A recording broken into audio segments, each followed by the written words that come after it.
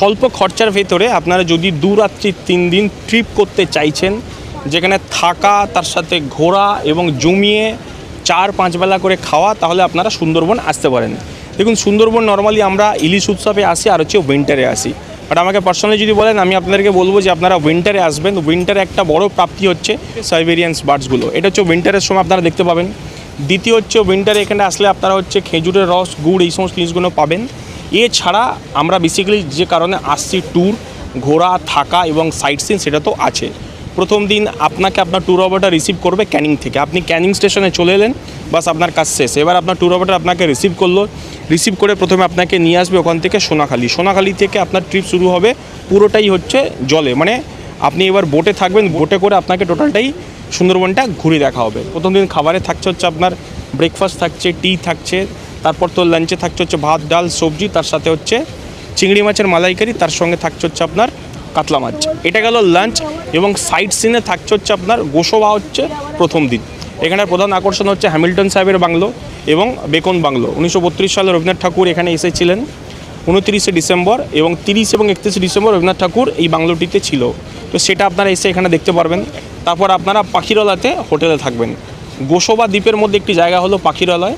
সুন্দরবন যখন আপনারা ঘুরতে আসবেন, এই পাখিরালয়তে ম্যাক্সিমাম হোটেল আছে। এই হোটেলে আমরা নাইট স্টে করি। প্রথম দিন আপনার ইভিনিং স্ন্যাক্সে থাকবে চা এবং পকোড়া, এবং ডিনারে থাকছে হচ্ছে আপনার ভাত, ডাল, সবজি, তার সঙ্গে হচ্ছে মাটন।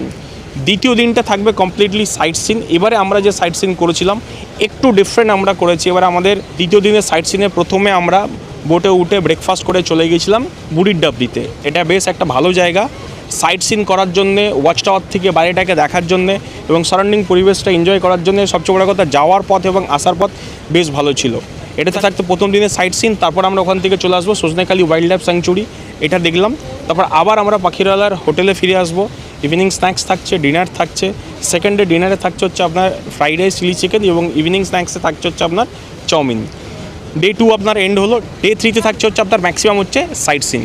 যেমন প্রথমে আমরা ডে 3তে এলাম হচ্ছে সুধন্যাখালি, তারপর ওখান থেকে চলে এলাম দোবাকি। দোবাকি থেকে আমরা নেতি ধোপানি। তো এই নেতি ধোপানি কিন্তু একটা বড় আকর্ষণ। অনেক ট্যুর অপারেটররা কী হয় না, বর্তমানে এই জায়গাটাকে নিয়ে আসে না। তো আপনি যদি এই জায়গাটা আসতে চাইছেন, তাহলে আপনি ট্যুর অপারেটরের সাথে কথা বলবেন, ওনারা আপনাকে নিয়ে আসবে।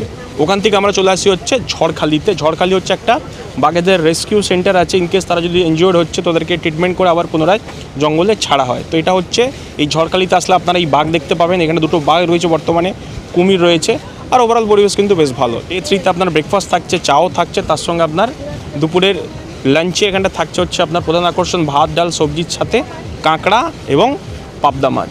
ট্যুর এন্ড করে নিয়ে গিয়ে ছাড়বে